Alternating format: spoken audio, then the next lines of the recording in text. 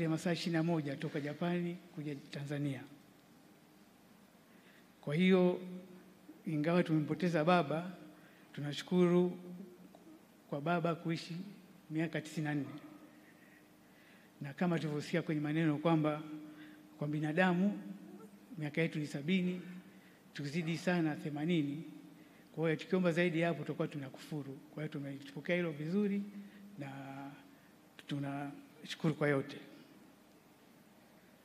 Naomba niongelee mambo fulani tulijifunza kutoka kwa baba.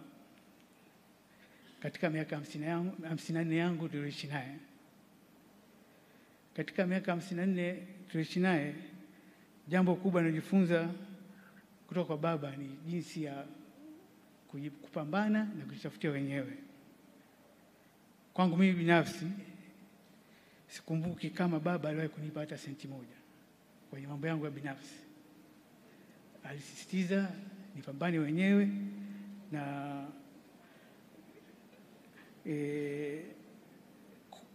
kwenye kujitafutia mwenyewe. Ila katika hayo yote hakushita kuwa mshauri mkubwa, na alikuwa tunapata muda wa kuchambua changamoto tunazozipata na kushauri, lakini pesa hajawahi kunipata siku moja. Jambo lingine nililojifunza kwa baba ni jinsi ya kuishi na watu vizuri. Mahudhurio ya msiba huu ni ushuhuda kamili wa baba jinsi ya kuishi na watu. Viongozi wetu wa serikali wako hapa, wa viongozi wa chama, naona marais wastaafu, mawaziri wakuu wastaafu, wakuu wa vyombo vya usalama na jeshi, katibu kiongozi, majaji, makatibu viongozi wastaafu pia wote wako hapa. Pamoja na hayo, sisi jambo lilogusa zaidi baada ya msiba tu, kuna watu waliotupigia simu. Mfano, kuna mafundi wa mapazia waliokuwa na weka mapazia kwenye nyumba yetu pale Usangi. Walipiga wakasema, bwana, mimi lazima nije nimzike mzee. Mafundi rangi, mafundi mabomba na watu wa kawaida wote walikuja wakasema lazima tuje. Kuna watu marafiki wa mzee wametoka Copenhagen, Canada, wamekuja Copenhagen, Denmark, wamekuja kumzika mzee pamoja na umbali wote. Kwa hiyo tunashukuru sana kwa hayo yote. Jana tulipokuwa Mwanga kwenye shughuli ya kumwaga mzee, nilishangazwa sana nilipokuwa namsalimiana na Mheshimiwa Sabaya, mwenyekiti wa CCM mkoa wa Arusha.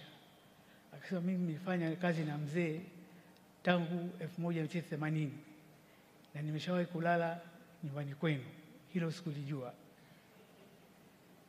Pia jana tulipata ugeni mkubwa kutoka kwa mjumbe wa kamati kuu ya CCM ambaye alikuwa rafiki yake mama.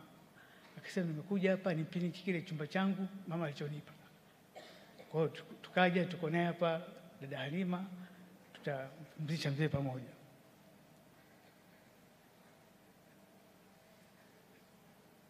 Lingine ambalo kubwa nimejifunza kwa mzee, sio katika hiyo miaka 53 ya mwanzo, ni katika hii miezi 6 ya mwisho. Tangu Novemba mwaka jana mzee alikuwa anasumbuliwa, akawa hayuko mobile, na tulikuwa na utaratibu kila mwisho wa mwaka tunakuja Usangi, tunakutana na familia.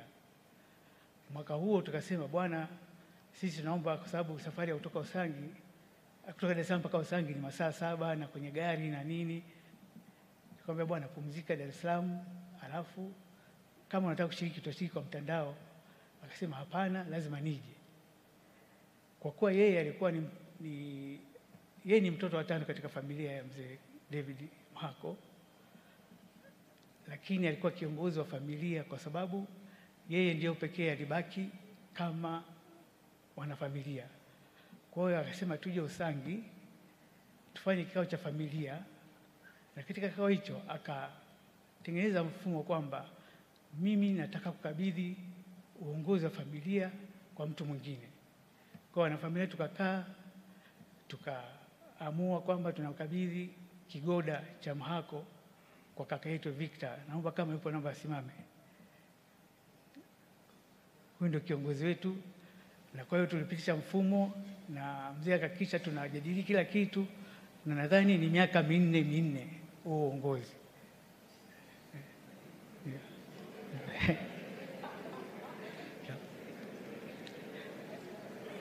kuishia hapo, tarehe 4 mwezi wa kwanza ilikuwa birthday yake.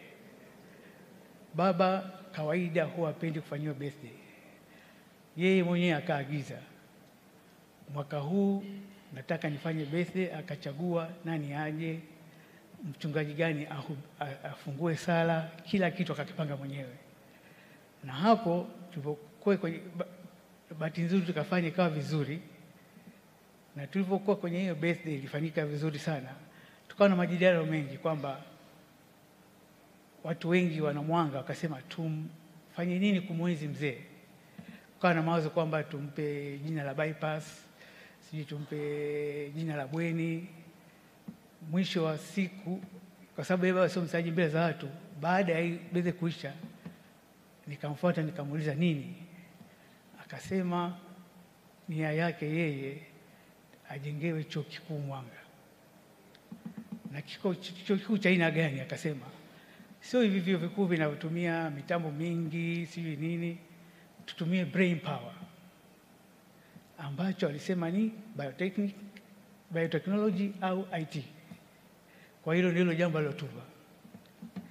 Lingine alisisitiza sana hii benki ambayo alikuwa muasisi wake, mmoja wa waasisi, Mwanga Hakika Benki. Hii benki tuikuze iwe sawa sawa na makina CRDB na kina NMB. Kwa hiyo hayo ndio nia yake ya baba. Sasa mimi katika hayo yote nimejifunza nini?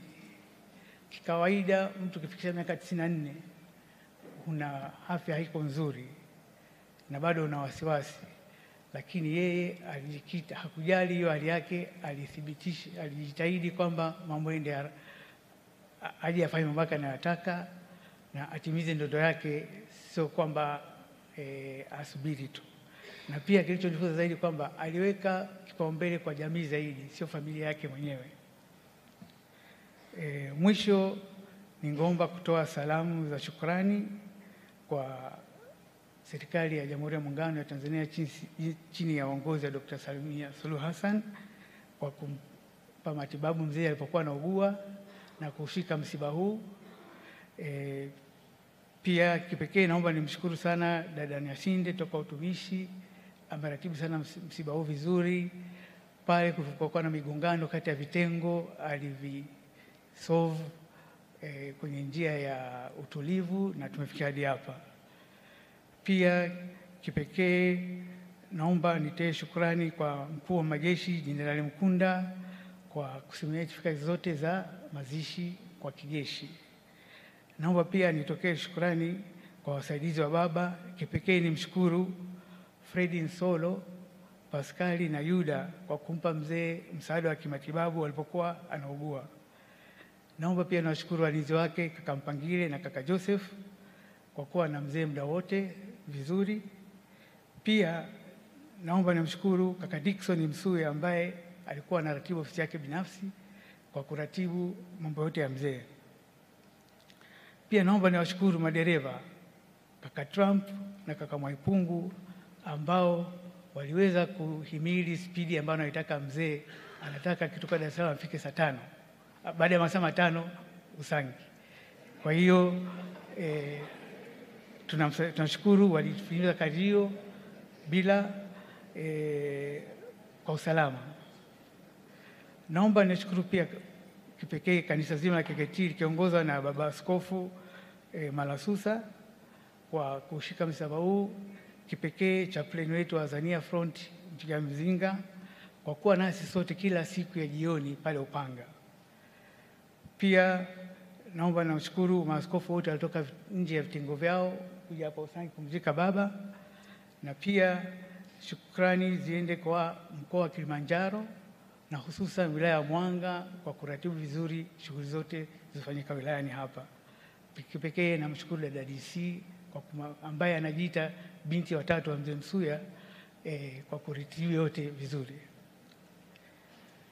Pia naomba niwashukuru wanadiplomasia kutoka Mwanga, Mheshimiwa Balozi Migiro na Mheshimiwa Balozi Shamim Nyanduga kutukosoa na kutupa miongozo pale ya kiitifaki pale tunaendelea kwenye msiba. Pia naomba kushukuru familia ya Mhako na familia ya Mchangila, na tunaomba tuzidi kuendeleza umoja wetu ambao baba aliupandikisha chini ya uongozi wetu wapya Brigedia kaka Victor na Brigedia Mbazi Msuya kutoka kwa wanafamilia wa Shikatini. Sitoweza kumtaja mmoja katika hotuba hii, lakini tunashukuru kwa wote walioguswa na kuja na kushiriki na sisi na kutufariji kwenye msiba huu. Asante sana kwa kusikiliza. Bwana ametoa na jina lake lihimidiwe. Asante sana.